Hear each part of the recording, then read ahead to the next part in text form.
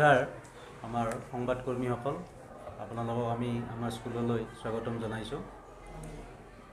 আপোনালোকক আমি অৱগত কৰাব খুজিছোঁ যে পৰহি 8 তাৰিখে আমি নিউজ পৰ্টেলত এটা পালোঁ যে আমাৰ গিলবাৰ্ট ইংলিছ মিডিয়াম স্কুলৰ তৰফৰ পৰা তেওঁলোকৰ স্বত্বাধিকাৰী আৰু তেওঁলোকৰ পৰিয়ালৰ ফালৰ পৰা আমাৰ ওপৰত ৰাজীৱ কুমাৰ শৰ্মা, কিশোৰ শৰ্মা আৰু বিপুল শৰ্মা এখেতসকলৰ ওপৰত কিছুমান অভিযোগ অনা হৈছে। এই অভিযোগখিনি আচলতে সত্যৰ ওপৰত প্ৰতিষ্ঠিত নহয়, কিয়নো এই গোটেই কথাখিনি যিখিনি আমি গিলবাৰ্ট ইংলিছ মিডিয়াম স্কুলৰ স্বত্বাধিকাৰী দেৱৰ লগত আমাৰ স্কুলৰ গিলবাৰ্ট ইংলিছ মিডিয়াম স্কুলৰ যিখিনি অভিভাৱক অভিভাৱিকা আৰু তেওঁলোকৰ সভাত গৃহীত হোৱা প্ৰস্তাৱ মৰ্মেহে গোটেইবিলাক কথা আমি এই যিটো পদক্ষেপ লোৱা হৈছে এইবিলাকৰ সিদ্ধান্ত অনুযায়ীহে কৰা হৈছিল। এতিয়া আমাৰ ওপৰত যিখিনি অভিযোগ আছে যে ৰাজীৱ শৰ্মা, কিশোৰ শৰ্মা, বিপুল শৰ্মাই তাৰমানে ষড়যন্ত্ৰ কৰি এই স্কুলখনৰ কাঢ়ি নিব ওলাইছে বা তেওঁৰ হাতৰ পৰা লৈ আহিব খুজিছে, এইটো সম্পূৰ্ণ মিছা কথা। কাৰণ আমি তেখেতৰ পৰা স্কুলখন কাঢ়িও অনা নাই আৰু আমি বেলেগকৈ একো চিন্তাও কৰা নাই। কিন্তু তেওঁলোকৰ লগত আলোচনা মৰ্মে যিখিনি আলোচনা আমাৰ অভিভাৱকৰ সভাত সৰ্বসন্মতভাৱে গৃহীত হৈছিল, য'ত তেখেতো উপস্থিত আছিল আৰু তেখেতৰ কোনো আপত্তি নাছিল। 13 আগষ্টত হোৱা সভাখনত তেখেত উপস্থিত আছিল। তেতিয়া অভিভাৱকৰ সভাত এনেকুৱা কিছুমান সমস্যা কমপ্লেইন লৈ তেখেতসকলে আলোচনা কৰিল যে পানীৰ সমস্যা, এজাক ডাঙৰ বৰষুণ হ'লেই গোটেই ক্লাছৰুমত পানী সোমাই যায়। আমাৰ এই বৰ্ষত জুন মাহত অনুষ্ঠিত হ'বলগীয়া পৰীক্ষাও আমি পাতিব নোৱাৰিলোঁ। 20-25 দিন আমি স্কুলৰ কাম কাজ সম্পূৰ্ণ বন্ধ ৰাখিব লগা হ'ল। এইখিনি লৈ আমাৰ অভিভাৱকখিনি আমাৰ ওপৰত যথেষ্ট ক্ষুণ্ণ হৈ গৈছিল যে এনেকৈ যদি হয় তেনেহ'লে স্কুলৰ শিক্ষাদানটো কেনেকৈ চলিব। গতিকে সেই লৈ আৰু দ্বিতীয়তে স্কুলৰ যিখিনি স্বাস্থ্যসন্মত কথা, ছাত্ৰ ছাত্ৰীৰ লগত জড়িত এটা স্বাস্থ্যকৰ পৰিৱেশ লাগে, সেই পৰিৱেশৰ কিছু অভাৱ হৈছিল। এতিয়া যিয়ে নহওক, এতিয়া ৰেল লাইনৰ কাৰণেই হওক বা অন্যৰ কাৰণেই হওক, ৱাটাৰ লগিং পানী জমা হোৱা যিটো প্ৰক্ৰিয়া হৈছিল এইবেলি, এইটো আগতকৈ বহুত বাঢ়ি গৈছিল। আৰু ছাত্ৰ ছাত্ৰীৰ যিখিনি সা সুবিধা, যে টয়লেটৰ সুবিধা বা অন্যান্য, এইখিনিত কিছু তেওঁলোকৰ কথা আছিলে। আৰু যে চাইকেল থ'বৰ কাৰণে ল'ৰা ছোৱালীৰ চাইকেলবিলাক ৰ'দে বতাহে থাকে, ছেড এখন নাই, আছিল যদিও সেইখনো কিবা নোহোৱা হয়। তো এনেকুৱা কিছুমান অভিযোগ লৈ অভিভাৱকখিনিয়ে আমাৰ লগত আলোচনা কৰিলে। তেখেতকো ক'লে, তেখেতৰো কিবা আপত্তি আছে নেকি সুধিলে, তেখেতে ক'লে যে আপত্তি নাই। যে তেতিয়া অভিভাৱকে সিদ্ধান্ত ল'লে যে স্কুলখন আমি এইখিনি ঠাইৰ পৰা বেলেগ এখন ঠাইলৈ স্থানান্তৰ কৰোঁ। তেখেতে কৈছিল হ'ব, মোৰ আপত্তি নাই। আৰু তাৰ পিছতো আকৌ ছেপ্টেম্বৰ মাহত আকৌ আমাৰ অভিভাৱক অভিভাৱিকাৰ সভা হ'ল, তাতো তেখেতক মতা হৈছিল। তেখেতো আছিল, তেখেতৰ স্বাক্ষৰ আছিল, তেখেতেও সন্মতি দিছিল। যে কথাটো আছিল কি, যে আমি যি ঠাইত যাম সেই ঠাইত এতিয়ালৈকে তাৰমানে এই বৰ্ষটোত 2023-24 বৰ্ষত এই শিক্ষাবৰ্ষটো শেষ নোহোৱালৈকে স্কুলখনৰ নাম গিলবাৰ্ট ইংলিছ মিডিয়াম স্কুল হৈয়ে থাকিব। আৰু যিখিনি আমাৰ ছাত্ৰ ছাত্ৰী আমাৰ সেৱাত যেতিয়া ৰেজিষ্ট্ৰেশ্যন হ'ব লাগে 9ম শ্ৰেণীত, তেতিয়া তেওঁলোকৰ যিখিনি যাৱতীয় অফিচিয়েল কাম কাজ থাকিব, সেৱাৰ লগত হওক বা IASৰ লগত হওক বা অন্যান্য, সেইখিনিত এই নামটোৱে বাহাল থাকিব। আৰু এই যে এতিয়া ধৰক যিয়ে ছিগনেচাৰ কৰিব লাগিব প্ৰিন্সিপাল হিচাপে, সেই ছিগনেচাৰটো সেইটো এই গিলবাৰ্ট ইংলিছ মিডিয়াম স্কুলৰ বৰ্তমান থকা প্ৰিন্সিপালে কৰিব। যাৱতীয় কাম কাজখিনি 9-10ৰ কাৰণে এইখিনি আছিল কথাটো। আৰু সেই কথাত তেখেতৰ হয়ভৰ আছিল। গতিকে এইখিনি কথাই আছিল। আমি সেই মৰ্মে আমি তেখেতসকলক এই কথা অৱগত কৰিছিলোঁ যে এই ছেশ্যনটোত এই শিক্ষাবৰ্ষটোত এই ধৰণেই চলিব। ল'ৰা ছোৱালীৰ আমাৰ ইউনিফৰ্মো নবদলে বা অন্যান্য নতুন আমি স্কুল এটা নাম দি নতুনকৈও আৰম্ভ নকৰোঁ। আমি এইখিনি স্কুলৰ এইখিনি ছাত্ৰ ছাত্ৰী, এইখিনি শিক্ষক শিক্ষয়িত্ৰীয়ে থাকিব, কিন্তু জাগাটো পৰিৱৰ্তন হ'ব। আৰু আগন্তুক শিক্ষাবৰ্ষত তেতিয়া আমি হয়তো নতুন নাম দি স্কুলখনৰ আমি নতুনকৈ এখন কৰি ল'ম। তেখেতক আমি কৈছিলোঁ যে আপোনাৰ নামটো, স্কুলখনৰ নামটো আমি কণ্টিনিউ কৰি ৰাখিব বিচাৰোঁ, আজীৱন ৰাখিব বিচাৰোঁ। তেখেত স্কুলখনৰ জন্মদাতা, তেখেতক শ্ৰদ্ধাৰে আমি এই কথাটো জনাইছিলোঁ। তেখেতে কৈছিল যে মই নামটো দিব নোৱাৰোঁ।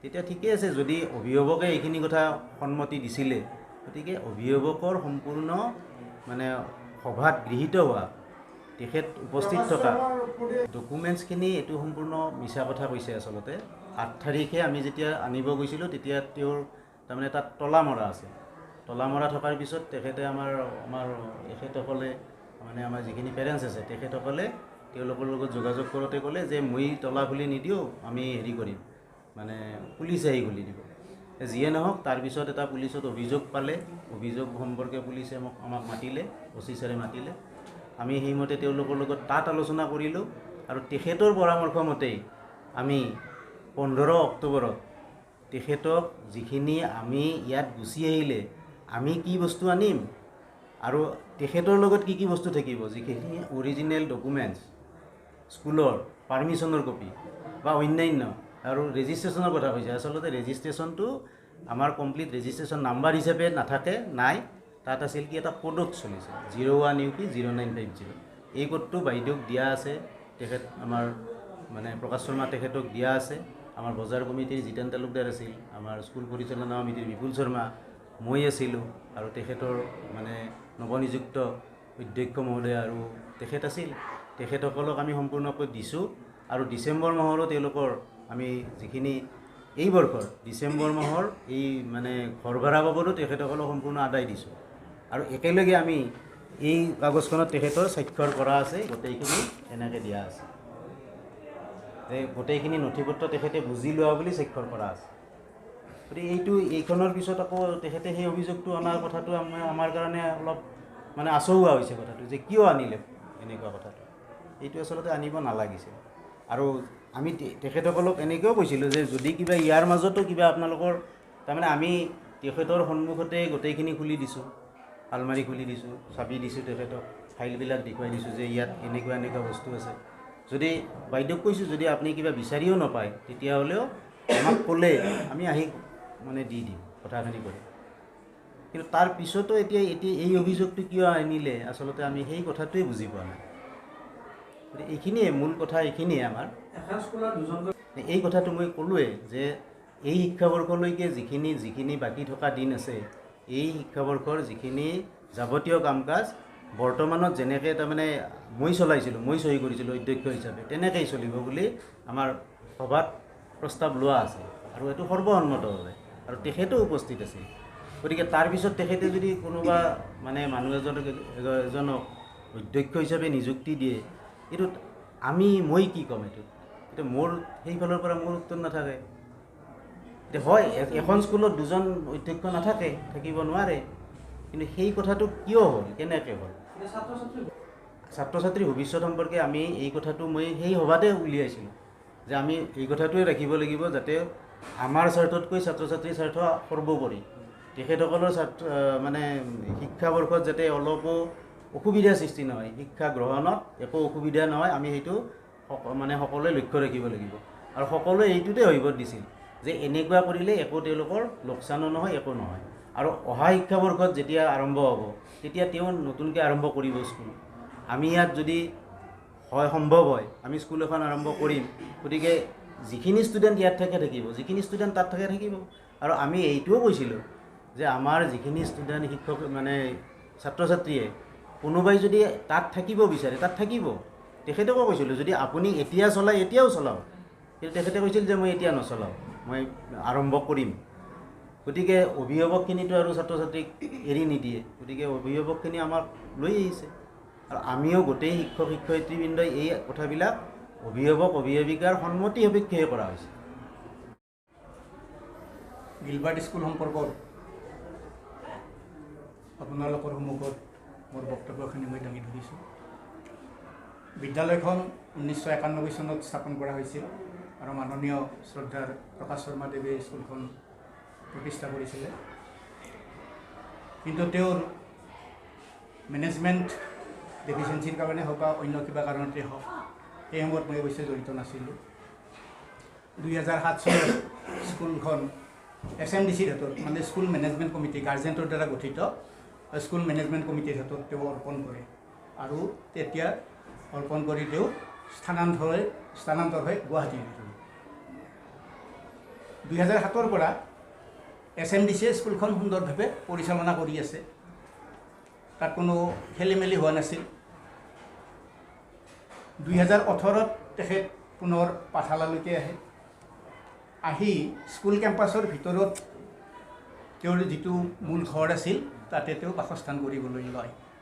কিন্তু আমি জনাত স্কুল কেম্পাছ এটাৰ ভিতৰত কোনো ফেমিলি থকাটো শৈক্ষিক দিশৰ ফালৰ পৰা সেইটো আমি গ্ৰহণযোগ্য বুলি ধৰি নলওঁ।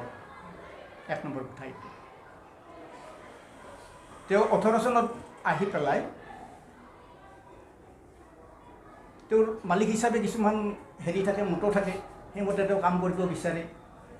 যাৰ ফলত নেকি আমাৰ ছাত্ৰ ছাত্ৰীসকল, মই টিচাৰ্ছৰ কথা নকওঁ, ছাত্ৰ ছাত্ৰীসকলৰ হেম্পাৰ হয়। শুনামতে তেওঁ ছাত্ৰ ছাত্ৰীৰ গাত হাতো দিছে, অশ্ৰাব্য গালি গালাজো কৰিছে। আৰু এইবিলাকত গাৰ্জেনখিনি অতিষ্ঠ হৈছে, হৈ পেলাই শেষত এই 2023 চনত বাৰিষা কাল যেতিয়া সমাগত হ'ল, উপস্থিত হ'ল, সাধাৰণ এজাক বৰষুণ দিলে স্কুলখন পানীত ডুব যায়। তেনেকৈ বহুদিন ক্লাছ ক্ষতি হ'ল। গৈ পেলাই পৰীক্ষা বন্ধ কৰি দিব লগা হ'ল। এইবিলাকৰ মেছেজ আমি গাৰ্জেণ্টে পাওঁ।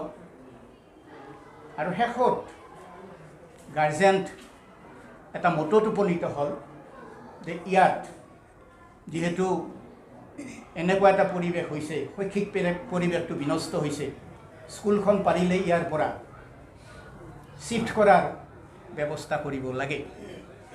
আৰু তেনেকৈ আমি আমাৰ SMDCৰ মানে মেনেজিং কমিটিৰ সভাপতি বিপুল শৰ্মাক আমি অৱগত কৰিলোঁ আৰু তেখেতে এখন গাৰ্জেন মিটিং দিবলৈ পৰামৰ্শ আগবঢ়ালে। আৰু সেই মৰ্মে আগষ্টৰ 13 তাৰিখে এখন গাৰ্জেন মিটিং দিয়া হ'ল, য'ত প্ৰকাশ শৰ্মাও উপস্থিত আছিলে। আৰু সেই গাৰ্জেন মিটিঙতে বিভিন্ন আলোচনাৰ মাধ্যমেদি প্ৰায় প্ৰত্যেক গাৰ্জেণ্টে স্কুলখন তাৰ পৰা শিফ্ট হোৱাৰ, কেম্পাছটো শিফ্ট হোৱাৰ কাৰণে পৰামৰ্শ আগবঢ়াই যাৱতীয় ব্যৱস্থা ল'বৰ কাৰণে স্কুলৰ প্ৰধান অধ্যক্ষ আৰু MCৰ সভাপতি বিপুল শৰ্মাক দায়িত্ব অৰ্পণ কৰিলে। আৰু সেই মৰ্মে এখন এডভাইজৰী কমিটি গঠন কৰি দিয়া হ'ল। আৰু তেওঁলোকে কেম্পাছ চিলেকশ্যনৰ কাৰণে এই কেম্পাছটো চিলেকশ্যন কৰিলে। তাৰে পিছত আকৌ 20 ছেপ্টেম্বৰত এখন মিটিং হ'ল,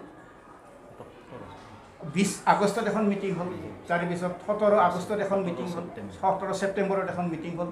আটাইকেইখন মিটিঙতে যি সিদ্ধান্ত লোৱা হয় তাত সন্মানীয় প্ৰকাশ শৰ্মাদেৱ উপস্থিত আছে। তেওঁক আঁৰত ৰাখি আমাৰ SMDC বা MC কমিটিয়ে কোনো সিদ্ধান্ত লোৱা নাই। আজি হয়তো ষড়যন্ত্ৰমূলকভাৱে কোৱাৰ কাৰণে মই এইখিনি কথা ক'ব লগা হ'ল। ইয়াত কোনো ষড়যন্ত্ৰ নাই আৰু এইটো সম্পূৰ্ণ গাৰ্জেণ্টৰ ফালৰ পৰাই কৰা হৈছে। গাৰ্জেন মিটিঙত যিটো প্ৰস্তাৱ লৈ কাৰ্যকৰী কৰাৰ কাৰণে দায়িত্ব দিয়া হয় প্ৰধান শিক্ষকক বা MCৰ সভাপতিক, তেওঁলোকে সেইমতে কৰিছে। গতিকে ইয়াত ষড়যন্ত্ৰৰ গন্ধটো ক'ত পালে মই বুজি পোৱা নাই। ষড়যন্ত্ৰ মুঠে হোৱা নাই। এতিয়া 9-10 সম্পৰ্কত যিটো কথা ওলাইছে সেইটো টেকনিকেলি নিশ্চয় চল্ভ হ'ব, যিহেতু আমাৰ স্কুলখনৰ যিটো 26ক লগি আছিল। আৰু আপোনালোকে অৱগত হৈছে নিশ্চয় এই ডিচেম্বৰলৈকে তেওঁৰ ভাড়া পৰ্যন্ত দিয়া হৈ আছে, আৰু যিহেতু বিষয়টো অলপ টেকনিকেল হ'ব, ইয়াতে সেৱাৰৰ অলপ কথা আছে, সেনেকৈ আমি 9-10ৰ মেটাৰটো চল্ভ কৰিম বুলি আমি ভাবিছোঁ। যদি তেনেকৈ গতিয়াই বাহিৰ কৰি দিয়া বুলি কৈছে, সেই সময়ত তেওঁ পুলিচি ব্যৱস্থা ল'ব লাগিছিলে। তেনেকুৱা কিবা লোৱাটো কোনো বাধা দিয়া নাই। যদি সঁচাকৈ ঘটিছিলে তেওঁ থানাৰ লগত যোগাযোগ কৰিব লাগিছিলে। যিহেতু কৰা নাই, আমি সেইটো অস্বীকাৰ কৰিব লাগিব। স্কুলৰ ডেস্ক বেঞ্চ মানে আমি তেখেতক এই সভাতে সেই তেনেকুৱা সভাতে আমি কৈছিলোঁ যে আমাৰ মানে এইখিনি বস্তু আমি ভাড়াত লোৱা আছিল। এই বজালী শিক্ষা সদনৰ পৰা আমি কেইযোৰমান ডেস্ক বেঞ্চ আনিছিলোঁ, আমাৰ 40 যোৰ আছিল, আৰু তেখেতে এখন লিষ্ট বিচাৰিছিল, আমি এখন লিষ্ট কৰি দিছিলোঁ। সেই 40 যোৰ ডেস্ক বেঞ্চৰ আমি 36 পেয়াৰ, তাৰমানে 37 যোৰ আমি পাইছিলোঁ, আৰু দুযোৰমান অলপমান বেয়া হৈছিলে, আমি আৰু সেইবিলাক অনা নাই, 37 যোৰ আনিছিলোঁ। আৰু তেখেতে উইলিংলি, তেখেতৰ ইচ্ছাই দুখন আমাৰ অফিচ টেবুল, দুখন চেয়াৰ, এই 5-6খনমান ফেন, এটা CC কেমেৰা, তেখেতে তাৰমানে আমাৰ মানে এইটো আছিল যে আপুনি যি কৰে যেনেকৈ দিয়ে এনেকৈ দিব। কাৰণ তেখেতে পুলিচ থানাত গৈছিল, তেতিয়া OC ছাৰে এইটো পৰামৰ্শ দিছিল যে এখেতে যি দিব খোজে আপোনালোকে সেইটো লৈয়ে কৰিব, আপোনালোকৰ মাজত তাৰমানে আলোচনা কৰি কৰিব। আমি বোলো ঠিক আছে।